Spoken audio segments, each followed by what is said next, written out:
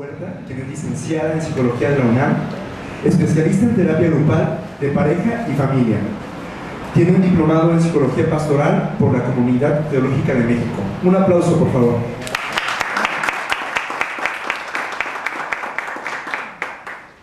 Pues es un privilegio estar compartiendo con ustedes. No conocía una iglesia de este tipo. De hecho, le decía a Daniel, híjole, me conmueve el hecho de que hayan tenido que hacer un grupo de iglesia donde tuvieran espacio donde sí fueran incluidos, ¿no? Porque para mí el ideal sería que formaran parte de sus iglesias donde crecieron, donde sus papás están, donde su familia está, y que las personas que tuvieran que educarse pues fueran las otras, ¿no?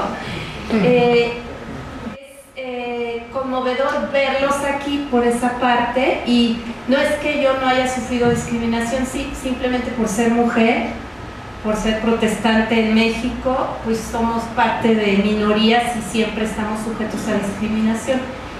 El trabajo que mi esposo y yo hacemos es educación.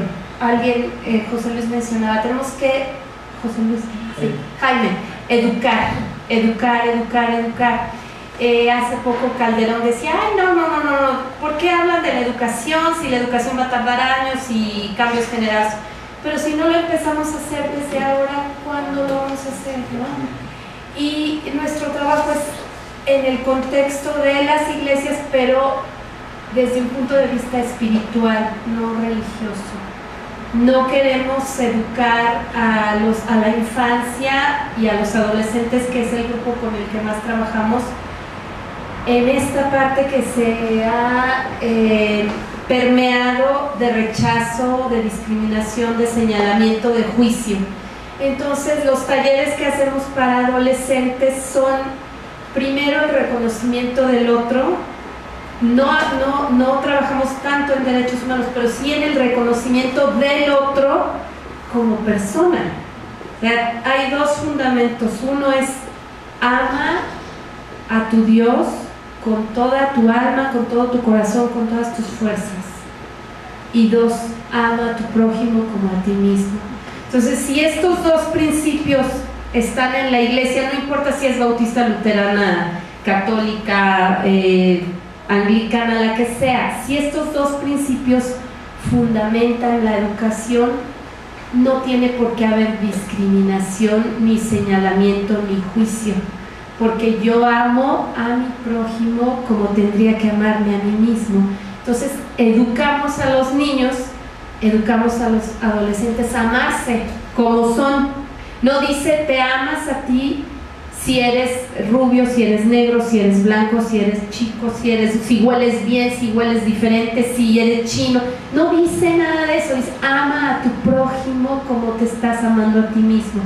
Entonces, lo primerito que trabajamos en los grupos de adolescentes es el origen de los prejuicios que traemos.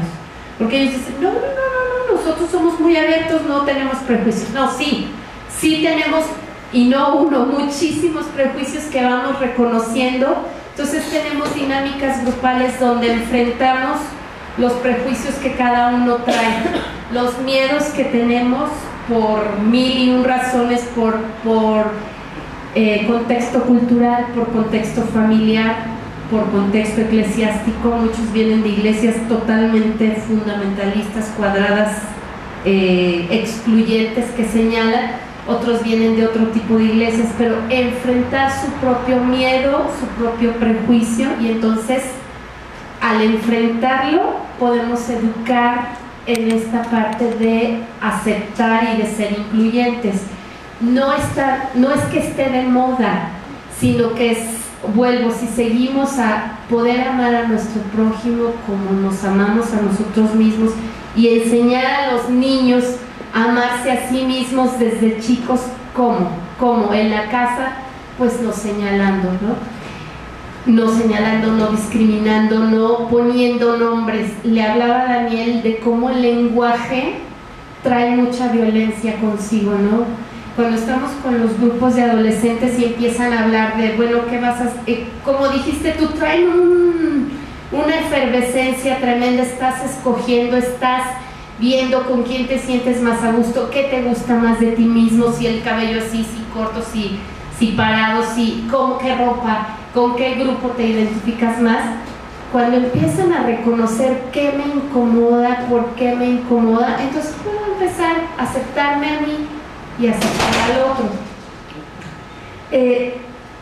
Se me hace muy, muy importante que se dé una educación sexual en la iglesia, y hemos propuesto grupos también en los niños de educación sexual. Al principio causó mucho, ¿cómo crees que vas a hablar de esos temas aquí en el templo, ¿no? En la iglesia?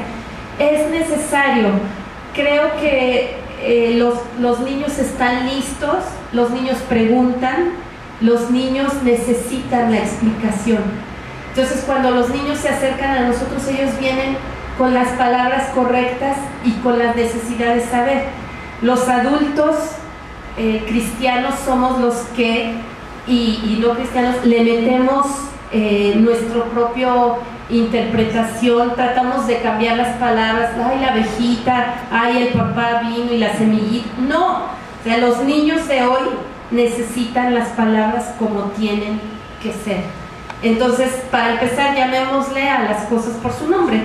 No pasa nada, las relaciones sexuales, todo, las cosas hay unas cosas que son nuevas para mí porque soy heterosexual y me da pena tener que decir cada quien, ay, pues yo no, le decía a Daniel, no es necesario, no debería ser necesario en nuestras iglesias tener que presentarnos y hablar de nuestra orientación sexual, si estamos aquí en una comunidad para enriquecernos unos a otros.